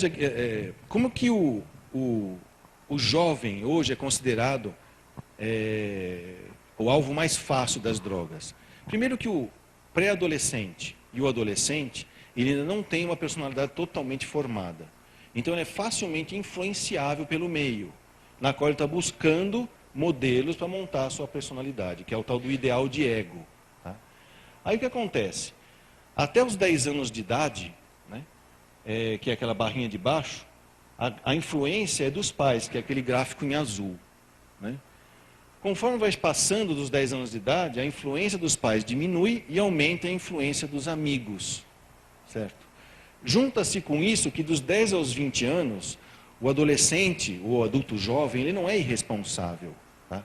Ele apenas não acredita que as coisas ruins podem acontecer com ele. Então ele vai lá, ele pega o carro do pai, que está marcando 250, ele quer ver se chega a 250. Mas ele não pensa, não que ele é burro, ele não imagina que uma coisa ruim pode acontecer com ele. Não, na minha vez vai acontecer isso, imagine. E aí, então, se por acaso ele ficar muito chateado, muito triste, e um grande amigo dele oferecer para ele fumar uma maconha para tirar a tristeza, ele vai fumar. Pô, mas nós não estamos fazendo palestras, os pais não orientam. Pois é que quando chegar dos 10 anos em diante, a grande dica é que os pais deixem ou parem de ser donos da verdade e passem a ser amigos do seu filho. Porque se você não for amigo dele, vem outro amigo de fora e adota o seu filho. E pegando exatamente naquilo que mais dói no adolescente, que é o que nós chamamos de ferida narcísica. O adolescente percebe que ele não é mais aquele reizinho ou aquela princesinha do papai e da mamãe, que ele é apenas mais um. E às vezes mais um muito comum, que não tem nada de especial, que era só mamãe e papai que falava isso. Aí ele quer se afirmar de alguma maneira. Vem um espertalhão que pode induzi-lo a qualquer comportamento de risco que ele não vai achar que vai acontecer nada de mal para ele. Então ele se aventura nas drogas, se aventura na homossexualidade ou nas práticas sexuais sem controle, vamos dizer assim. Porque nem todo homossexual que tem essa condição faz uma prática sexual de risco. Não. Tá? Mas ele é capaz de se aventurar só para poder saber qual é a experiência de fazer algo diferente. Nem que ele não tenha essa condição. E assim por diante, inclusive com as drogas, com o álcool e até com calmantes, né? com remédios que ele rouba da mãe, rouba da avó, para ficar se chapando. Né? E aí, ele é apresentado por uma série de drogas, que eu classifiquei em drogas leves, moderadas e pesadas, com a única finalidade didática de demonstrar o quê? Se uma pessoa é dependente química de calmante tarja preta, que é o benzodiazepínico, que é o BZD que está aqui embaixo, vocês acham que ele tem uma dependência leve, uma dependência moderada ou uma dependência pesada? O que vocês acham? Ele é dependente aqui, ó, de cafeína. Você acha que a dependência química dele é leve, É moderada ou é pesada? Exatamente, foi o que a senhora falou. Dependência é uma coisa só, não depende da droga que você está usando. É que nem gravidez. Não, eu estou grávido só desse lado aqui, ó, desse lado não. Desse lado eu usei camisinha, desse lado eu não usei camisinha. Não tem, ou você está ou você não está grávida, ou você está ou não está dependente químico. Então aqui, lembre-se, é droga leve. E o que significa droga leve? Que se a pessoa não tiver uma predisposição a uma fragilidade muito grande, ela vai demorar essa droga para lesar. Mas tem pessoas que, infelizmente, usou a primeira vez e já lesou. A gente nunca sabe. Por isso que, apesar de ser uma droga leve, é melhor não usar. Então, imagine uma moderada na qual se encontra o álcool, ou uma pesada na qual se encontra o crack e o cheirinho da loló, que é o pessoal que cheira cola. Né? É gravíssimo as lesões que podem ocorrer pelo uso contínuo dessas drogas. Tá? E tem as drogas que nós nunca sabemos o que é que vai acontecer com você. Uma delas é o LSD, que é o tal do conhecido doce, que o pessoal leva nas baladas. É o ayahuasca, que hoje mesmo uma paciente me ligou, médium, frequenta centro espírita, tem lesões cerebrais desde a infância, precisou parar a mediunidade dela, ela tem quase 50 anos de idade, por causa dessas lesões que aumentaram muito. Hoje ela me ligou, que ia lá, numa seita, que ela ia tomar o ayahuasca. Eu acho que é o culto do vegetal, uma coisa assim. União Santo Daimon. Aí ela me perguntou se ela podia. Eu falei, olha, poder você pode, ninguém vai te impedir, mas eu acho que você não precisa disso. Você já é médium. Você já tem consciência da realidade espiritual. Quem usa isso com feitio religioso são os cabeções. O pessoal que não consegue entrar na espiritualidade através da prece, da meditação e que é um atalho. Agora, se você tiver predisposição à dependência química, também é uma porta aberta. E quantos, vamos dizer assim, não passam mal? Mas tem um monte que toma esse Santo Daimon e fica bem. É o usuário. Né? Agora, cá entre nós, eu não preciso, alguém talvez precise, senão isso aí não existiria. Mas que é um risco usar. Eu ainda prefiro orar e meditar para alcançar o meu estado de consciência de contato com Deus. Existe as psilocibinas.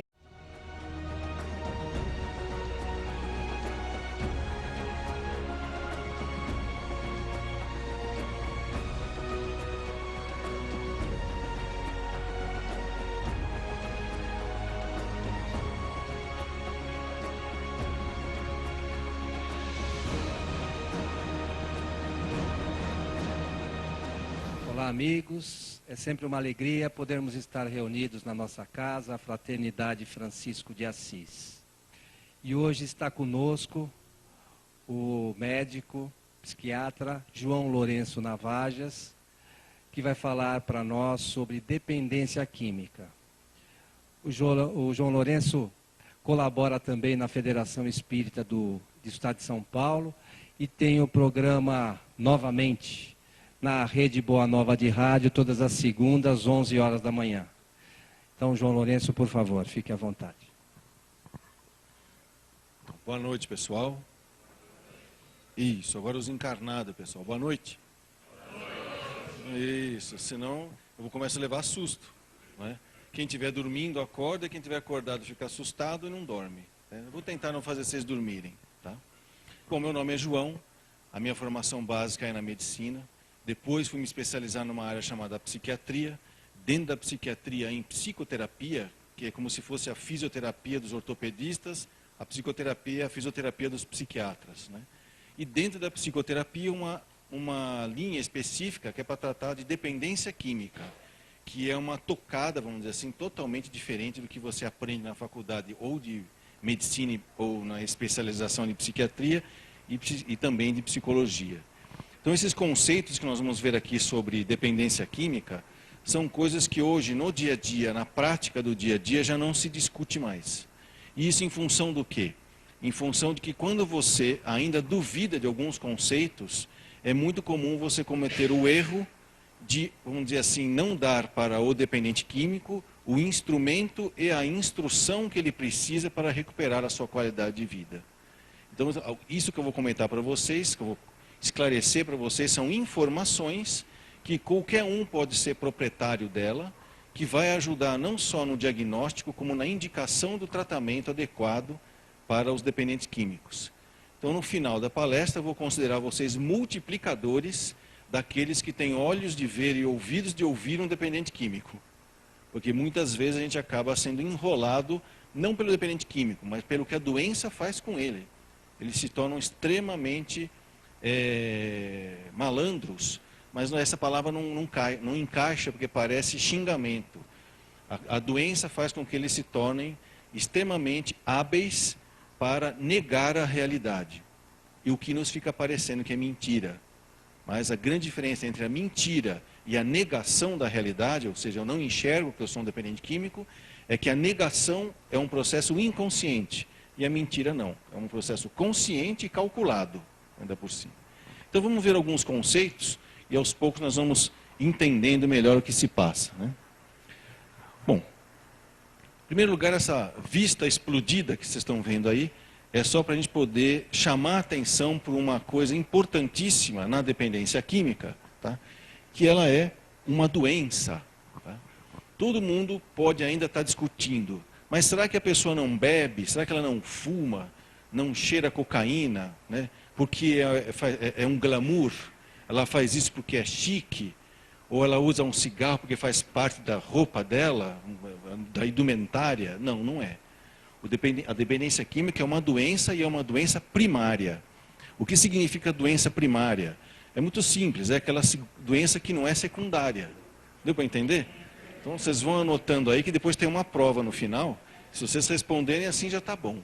Mas vamos entender então o que é uma doença primária, entendendo o que é uma doença secundária.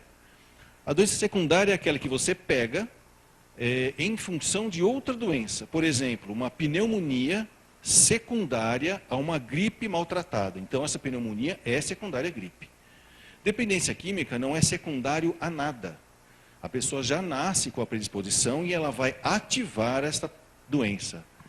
Então, como é que a gente sabe, então, por exemplo, a pessoa fala assim, não, mas eu comecei a beber depois que meu pai morreu. É mesmo? Puxa, coitada, quanto tempo faz seu pai morreu? Faz uns 20 anos. Como assim? Você está bebendo há 20 anos porque seu pai morreu? Ele pode até ter começado a beber porque ficou triste por alguma perda na vida, mas depois ele não conseguiu mais parar. Então, dependência química não é secundário a nada, tá? É primário. Você já nasceu com a predisposição e se você tomar algumas atitudes na sua vida, ela vai acabar se manifestando, a doença. Aí, uma vez que ela se manifesta, a doença tem uma evolução que nós chamamos crônica. Ou seja, o que é uma doença crônica? É uma doença que não é aguda, certo? Então vai cair na prova também, né, no final aqui, depois que vocês tomarem um passe, aí depois vocês vão passar mal aqui fazendo a prova. Tá? Bom, a doença aguda, dá para a gente entender o que é a crônica. A doença aguda é aquela que você pega, passa muito mal, pode ir até para a UTI. E lá só pode acontecer duas coisas com você, ou você morre tudinho, ou cura tudinho. Não tem jeito. Você pode até ficar com uma sequela, que você começa a andar meio torto, alguém pergunta para você, por que você anda torto? Sabe por que eu não me lembro? Porque você não tem mais a doença. Você curou. É a doença aguda. Ou mata ou você cura. A doença crônica não. A doença crônica ela vai entrando em você devagarinho, você não percebe. No começo até ela é gostosa a doença, que nem bicho de pé, que dá aquela coceirinha gostosa que você não quer que tira, né? Um bicho de pé. E quando você menos espera, você já está com ela. Você vai morrer com ela, mas não vai morrer dela se você se tratar. Por isso que é uma doença primária e ela é uma doença crônica.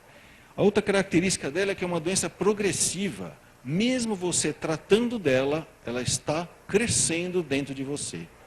E essa progressividade leva a perdas físicas, biológicas, né?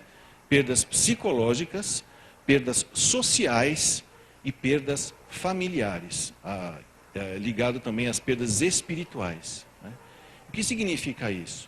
Que mesmo você controlando a doença, se você não cuidar da sua saúde física, psíquica, social e espiritual, a doença ela é fatal. Tá? Ela mata. E morre mesmo. E o dependente químico, normalmente, ele tem, quando ele vai morrer, ele tem três alternativas. Alternativa A, a morte morrida. Alternativa B, a morte matada. E a alternativa C, o morto-vivo. Aí ele escolhe o que ele quer, qual a alternativa que ele quer. O que é a morte morrida? Às vezes ele se compromete tão fisicamente, tanto, não se alimenta, não dorme, não toma banho, não faz nada na vida a não ser beber, ou cheirar, ou fumar maconha, seja o que for. Ou às vezes tomar calmante também, né? O corpo dele falha, não consegue mais sustentar a vida biológica, aí o espírito vai embora. Isso que é a morte. O corpo não morre porque o espírito saiu, tá? Senão a gente morreria toda noite, tá? O espírito vai embora porque o corpo não sustenta mais a vida. É a morte morrida. Mas o que mais mata o dependente químico é a morte matada. Então é o que você vê, o alcoólico que sofre acidente de trânsito, acidente de trabalho, briga no boteco, ou então o dependente de outras drogas que tem, como podemos dizer assim, acerto de contas, morrer de overdose, né? É morto pelos comparsas do tráfico, assim por diante. É o que mais mata o dependente químico, é a morte matada. E se ele sobreviver à morte morrida e sobreviver à morte matada, ele vai virar um morto-vivo. Por quê? Porque ele usa tanta droga que lesa os neurônios, que mesmo que ele seja um anjo de ternura encarnado na Terra, ou um demônio das trevas encarnado na Terra, ele não vai ter cérebro para mostrar o que ele é. Ele não vai conseguir nem fazer o mal direito, porque ele não tem mais cérebro para isso. É o morto-vivo. Por que ele está morto? Porque para essa sociedade ele não produz mais nada. Ele vive, vamos dizer assim, sem produzir nada na vida dele. Mas, ao mesmo tempo, ele continua consumindo as coisas e vai ter que ter alguém cuidando dele. Como uma criança de 70 quilos. Você já imaginou, né? Trocar a fralda de um cara de 70 quilos, né? Porque às vezes eles não sabem nem que fez xixi, que fez cocô, ficou demente. Por isso que ele é um morto-vivo. Tá? Ele não participa mais da vida, mas consome coisas e pessoas que vivem ao seu lado. Por isso que aí, nesta vista explodida, vocês viram que eu repeti 4 vezes a palavra doença. Porque isso é importante que nós não esqueçamos. Quando você está diante de um dependente químico, você está diante de é o profissional que o supervisor dele percebe, né, que ele, pô, esse cara aqui fazia 100 peças em um dia de trabalho, hoje ele não faz nem 50, dessas 50, 25 ele mata, que está fora da medida, e os outros 25, nem o mercado paralelo quer comprar. Tem alguma coisa estranha, mudou a produtividade dele. Tá? E aí, o que acaba acontecendo? Começa a ter lesões maiores, não é só ressaca. O cérebro, porque está usando muitas drogas diferentes, em muita quantidade, começa a ter lapsos de memória. É aquela fase, então, que a pessoa vai numa festa, brinca pra caramba, volta para casa, dorme, e no dia seguinte liga para os amigos, muito bravo, muito chateado, que ninguém acordou ele para ir na festa. Ele não lembra que foi. Faz um monte de coisa e não lembra. Já são lesões cerebrais por causa disso. Aí, esse adolescente, esse adulto jovem, este adulto maduro, esta mãe, este pai, esta tia, esta avó, né, esta criança, é alguém que você ama, não é? Aí você vai conversar com ela. Puxa vida, você agora está tomando banho dentro da bandeja de ponche.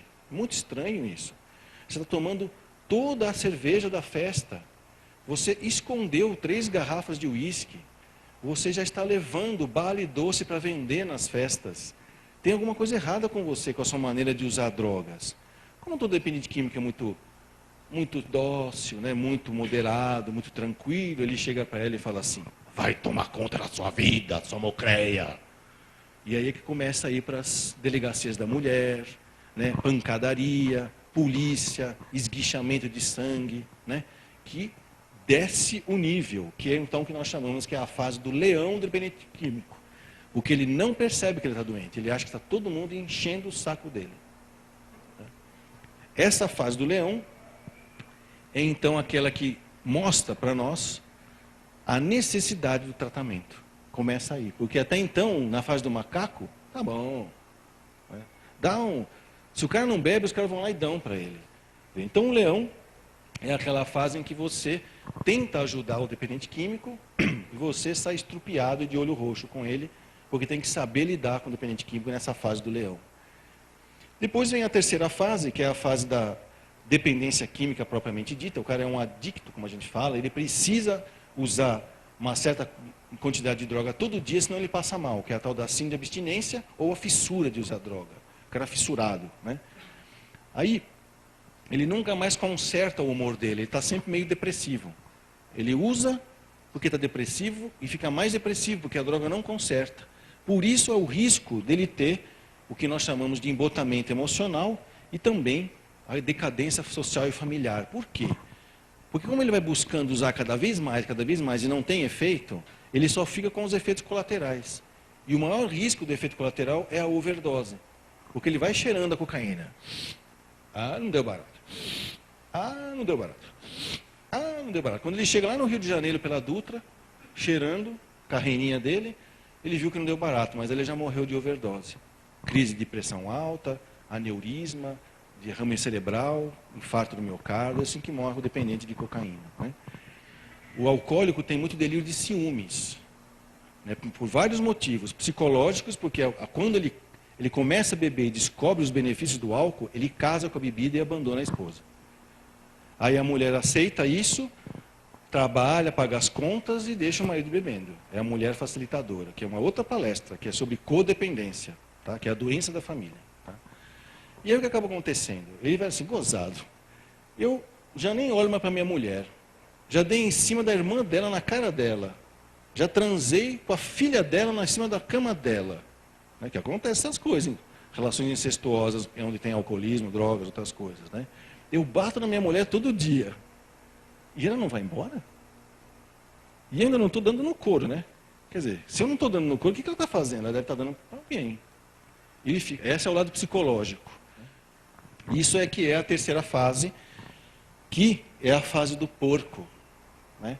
Em que não toma mais banho, não come, não bebe água, né? Bebe só álcool. Então ele fica largado na sociedade. É o morto-vivo, é o porco.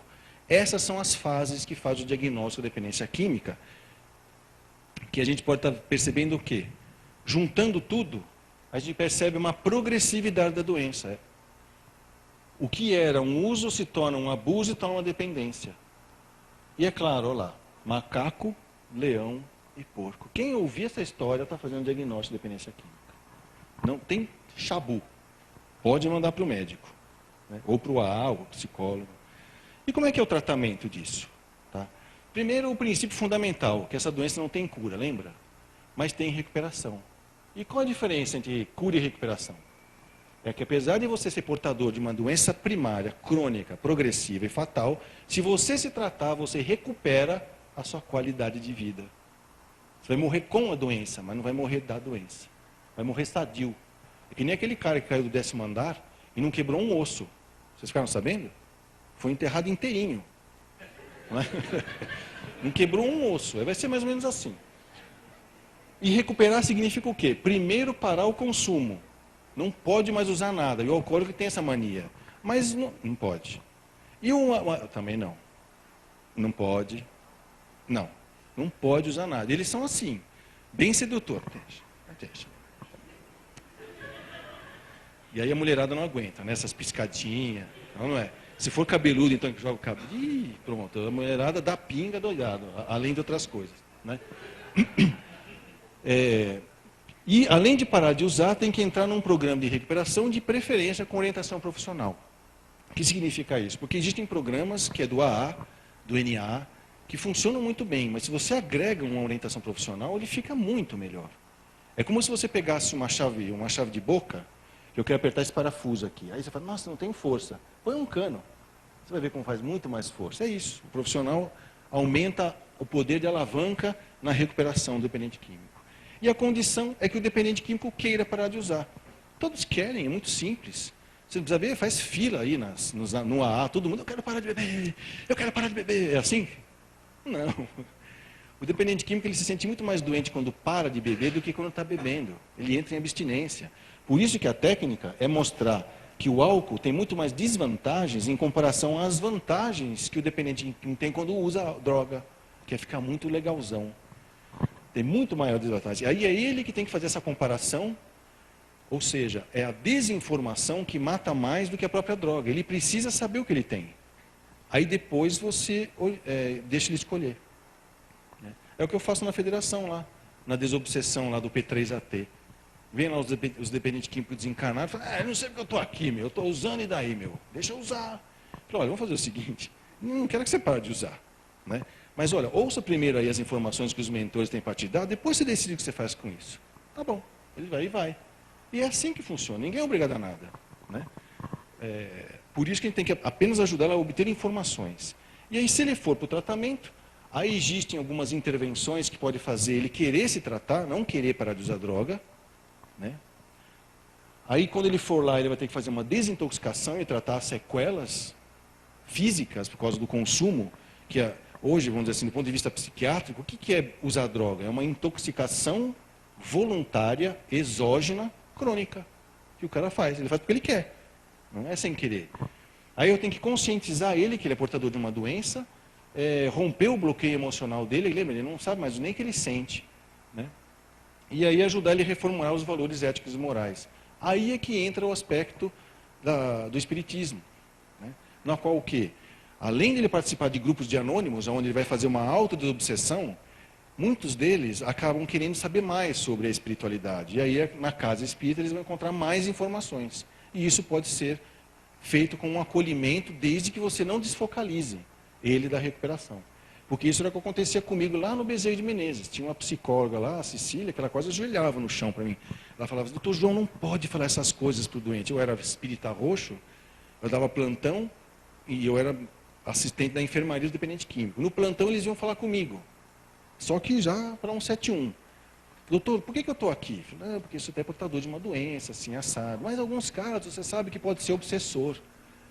Aí eles alguns casos pode ser um problema psicológico. Aí na segunda-feira todo mundo pedindo alta a pedido. E qual era a desculpa? O doutor João falou que eu tenho encosto. Eu não tenho alcoolismo doente. E não diante de um malandro, safado, vagabundo, que é o que ele mais ouve. E às vezes ele até se convence que é assim, prefere ser safado do que ter que admitir que é doente, porque se ele admitir que é doente, ele vai ter que se tratar. Vai ter que parar de beber, ou de usar droga, ou de usar calmantes. Então, olha que interessante. Então, dependência química é uma doença primária, crônica, progressiva e fatal. Então, repitam comigo. Dependência química é uma doença primária, crônica, progressiva e fatal. Mais uma vez, um recurso de repetição para memorização. Se a propaganda e o marketing faz isso, por que eu não posso fazer isso de maneira pedagógica, não é? A doença, dependência química é uma doença primária, crônica, progressiva e fatal. Mais uma vez, dependência química é uma doença primária, crônica, progressiva e fatal. Porém, ela é tratável. Se você se tratar, você alcança o que nós chamamos de recuperação. Qual é a diferença de cura? Nós vamos ver, ok? Outros conceitos que são super importantes, o que é uso, o que é abuso e o que é dependência. O uso, somos nós usamos. Tá? Então, o uso eventual é aquela champanhe do final de ano, né? Que aliás está chegando, não é? Você vai lá no final do ano, toma champanhe, né? No dia 31 de dezembro, né? É 31? Ou só 30? 31, né? 31 de dezembro, você toma champanhe, aí no dia 1º de janeiro você fica, não vejo a hora que chega dezembro para tomar outra champanhe. É assim ou não? Eu nunca vi ninguém fissurado por champanhe de final de ano. Isso é uso. A pessoa usa, nem lembra, é eventual. O uso esporádico já é aquela macarronada na casa da nona, que tem um vinho, ou então a sangria, não é? Na casa já é dos espanhóis, né? E aí a criançada toma água com vinho e açúcar, já é um uso um pouquinho mais assim, assíduo, uma vez por mês. E tem o uso constante, que normalmente é aquele pessoal que toma uma caipirinha antes de almoçar, que toma cerveja na hora do almoço, ou então vai para os pubs, né? Que é onde vai tomar o whisky, Red Label, Black Label, aqueles que tem até o nome dele na garrafa. É interessante isso, os caras têm... É usuário de droga e tem o nome dele na droga dele lá. Ó, isso aqui é a minha garrafa. E vai lá tomar um uísque antes de ir para casa. Isso já é um uso constante. Tá? E quando é abuso? É quando toda vez que eu uso, seja eventual, esporádico ou constante, eu causo um problema. É o cara que é problemático. Ele bebeu, ele fica meio estranho. Fala palavrão, né? Fala coisa esquisita, perde a crítica, dorme no meio da festa ou no meio da aula, seja lá o que ele está fazendo, né?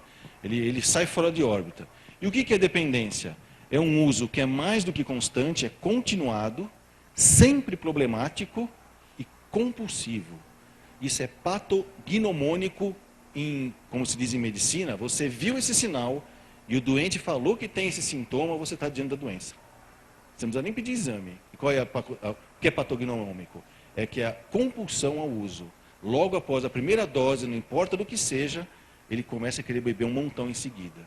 É como a gente fala, a primeira dose basta, o resto não vai ser suficiente. Esse é um grande sinal da doença. E quais são as razões que nos levam a usar? Porque nem todo mundo que usa vai virar dependente químico. É mais ou menos 10 a 20% da população que traz nos genes a sua predisposição a ser dependente químico. Tá? Então, o que nos leva a usar, sabendo que a gente corre tanto risco? Várias coisas, curiosidade, né? Imitar alguém ou querer ser exemplo para alguém, pressão do grupo. O que é pressão do grupo? O que a gente mais acredita, né, é o adolescente sendo pressionado a beber, senão ele não faz parte da turma.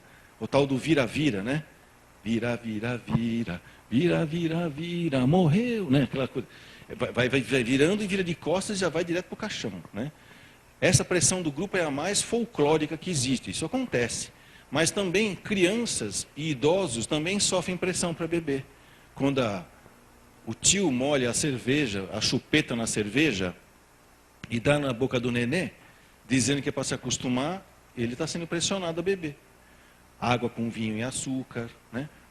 O idoso também, às vezes ele se aposenta, redescobre os amigos do bairro, vai até o boteco jogar dominó, de repente ele descobre lá que ele pode tomar um aperitivo, né? Um cinar, um cinzano, de repente ele descobre que pode misturar cinzano com pinga, que é o rabo de galo, aí depois ele começa a misturar pinga com groselha, que é o bombeirinho, e aí vai.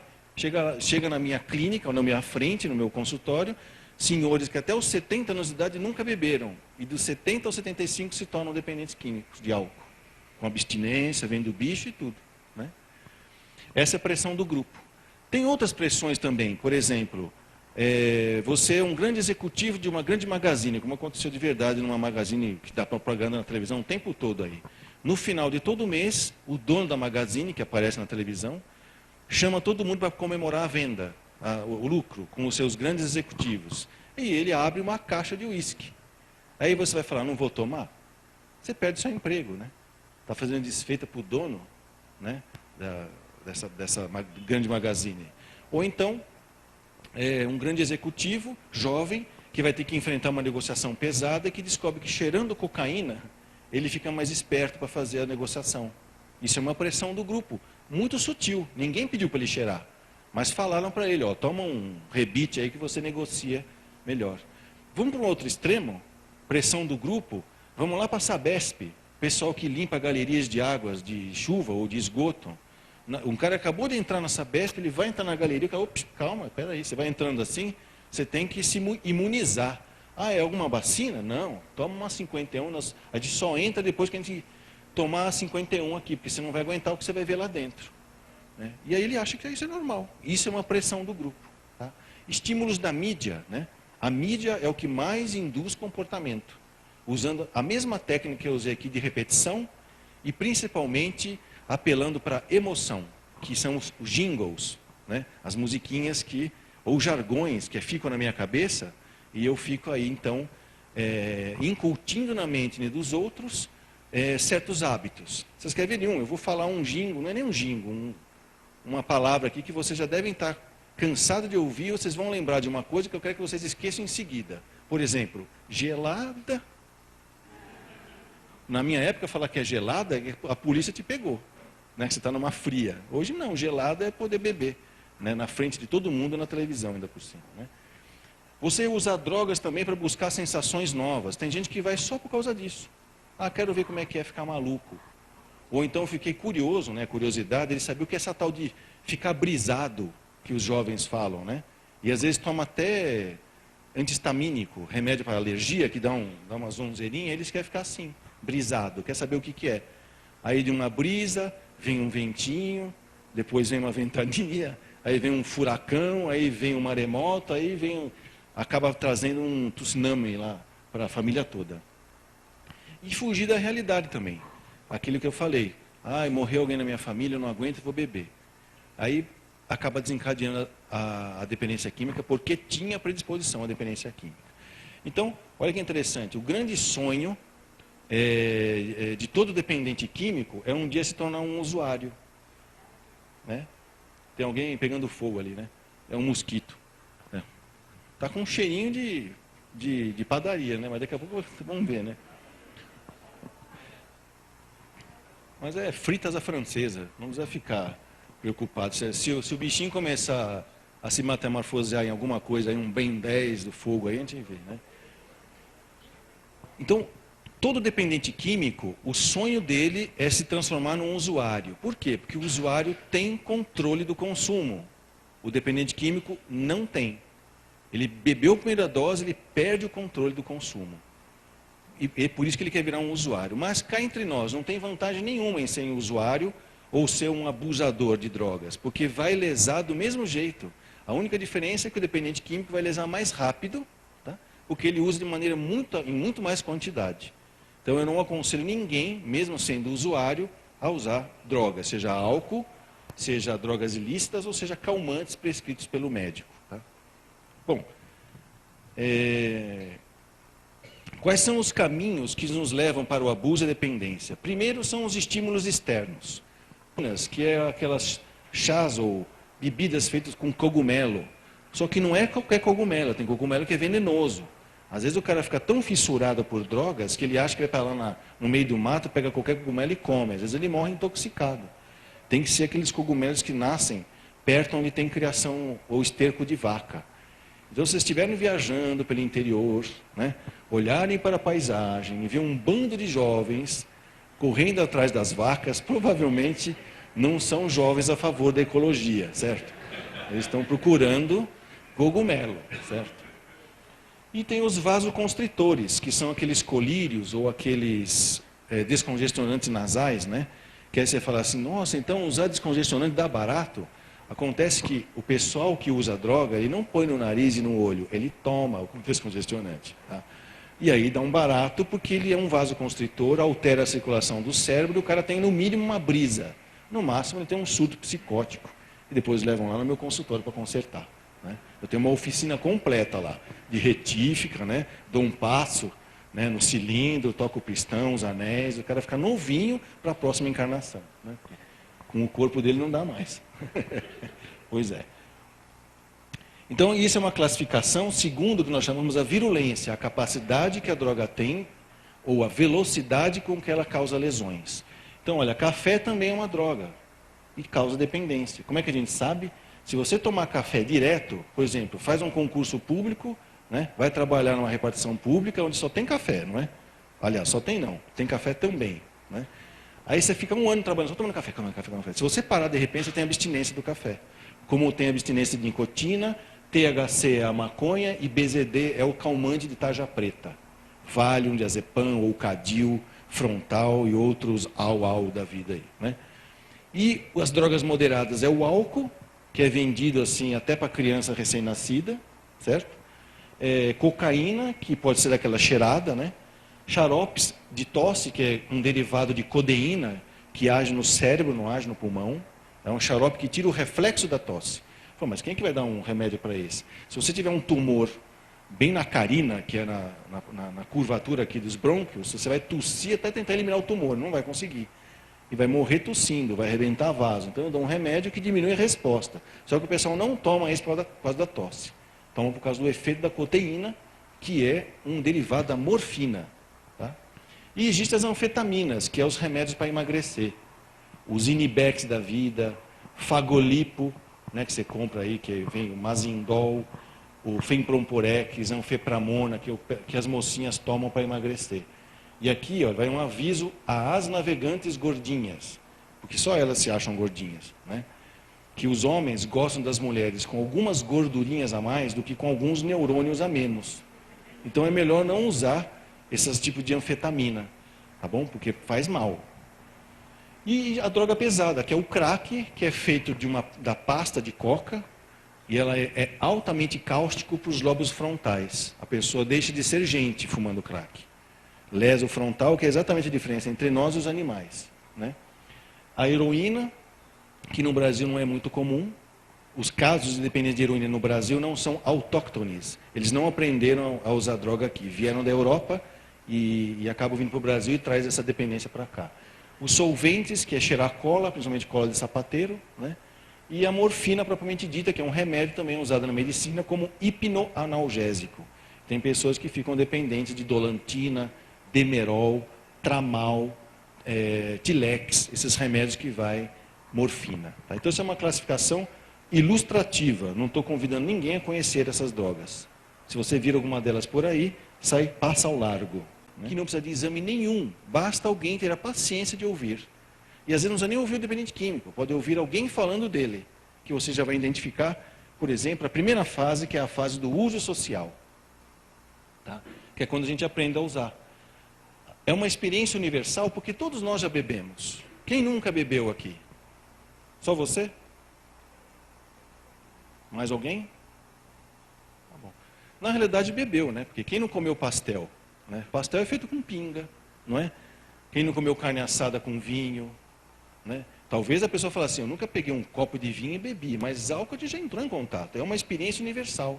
E essa experiência que eu estou falando é aquela do bailinho, das debutantes, né? Quando você vai lá, chega meio acanhado na festa, com vergonha das meninas, aí você descobre que os mais velhos bebem um negócio lá que é o ponche. Acho que ponche não existe mais, né? Ponche, acho que hoje o ponche o pessoal faz gargareja. Para tirar o gosto da maconha, tirar o cheiro, sei lá, das coisas lá, né? Das pedras, né? Lava o rosto, né? O ponche, né? Quando você toma ponche, você fica mais solto, né? Por isso que nós falamos aqui que é uma maneira de eu chegar na festa normal, eu só estou acanhado, eu não estou doente. Uso a droga, que seja, e fico mais solto, fico mais alegre, né? E aí é o que nós chamamos que é uma experiência gratificante, porque eu chego sozinho e acanhado, e saio alegre e acompanhado. Beleza, né? E aí o que acaba acontecendo? A pior coisa que pode acontecer, quer dizer, primeiro a melhor coisa, eu uso e melhora a minha produtividade, a minha relações humanas melhoram quando eu uso. O usuário, tá? Por quê? Porque no dia seguinte, a pior coisa que você pode fazer, de ter de sofrimento, é uma ressaca, que é uma desidratação muito forte causada pelo álcool, que dá dor de cabeça, aversão ao álcool, dá muita sede, tá? Mas aí existe aquelas pessoas, os 10 a 20% da população, que vai entrar nessa experiência universal, só que tem predisposição à dependência química. E aí esse cara é aquele que chega na festa, muito diferente do rapaz normal. O normal ele chega acanhado na festa, aí ele toma né? E aí ele sai com a menina e vai dançar. O que tem predisposição à dependência química, ele também chega acanhado. Aí ele chega acanhado, né? Todo tortinho, aí ele toma uma, ele se transforma, ele vira o demônio da festa. Todo mundo gosta dele, e as garotas crescem o olho, porque ele faz coisas que sobra ele não faria, mas é melhor ele fazer. Por isso que ele é chamado, que ele é o macaco da festa. Tá? Essa é a fase do que nós chamamos do macaco, do dependente químico. A primeira fase da história natural da dependência química. Todo mundo percebe quem é o macaco da festa. Ou o macaco de casa. Né? Ou o macaco do vizinho, o macaco da sua sala de aula, né? Da sua classe de aula, assim por diante. Depois vem a segunda fase da dependência química, que é a manifestação da dependência propriamente dita. Quem tem predisposição, a primeira coisa que acontece é tolerância ao químico. Ele precisa de doses cada vez maiores para ter o mesmo efeito que ele tinha no começo. Então ele chegava lá, tomava uma conchinha de ponche, já ficava bem. Hoje ele já pega o jarro de ponche, e toma e não fica legal. Aí ele vai lá e descobre a cerveja. Depois da cerveja, dá um gelado, né? Ele já começa a pegar uma bebida quente para quebrar o gelo da cerveja. E aí ele vai embora. E isso eu estou sendo inocente, tá? Porque hoje o pessoal cruza drogas, né? Já sai de casa calibrado, faz um estágio no amigo. Vamos tomar o uísque do meu pai lá no apartamento, depois a gente vai para a festa. Ou então vamos tomar uns rebite, tomar umas balas, uns doces, antes de ir para a festa, porque lá a coisa rola pior. E assim vai. Né? Ele vai precisando de doses cada vez maiores para ter o mesmo efeito. Aí, normalmente, nessa fase, o dependente químico já está meio depressivo, porque ele já começa a perceber que a vida dele não é normal. Então ele precisa usar para se sentir normal, quando antes ele usava para se sentir eufórico. Agora ele usa para se sentir normal, né? Então é aquele cara que está lá, todo mal ajambrado, né? Fala, oh, vamos na festa da Mariazinha? Ah, vou não. Ah, a mina chata lá do segundo. Não vou, mano. Que uma baranga, mano. É, mas isso que vai rolar umas pacoteiras lá. Pacote? É, pacote. Oh, sabe até que ela é bonitinha, né? Falou que tem droga, ele vai para cima, né? Ele não tem dúvida, porque ele quer se sentir bem. Aqui ele já não tem gratificação emocional, né? Ele tem sofrimento emocional. Ele precisa usar para se sentir bem. Ele está sempre mal. Cai a produtividade dele. É o aluno que começa a ser muito mal na escola,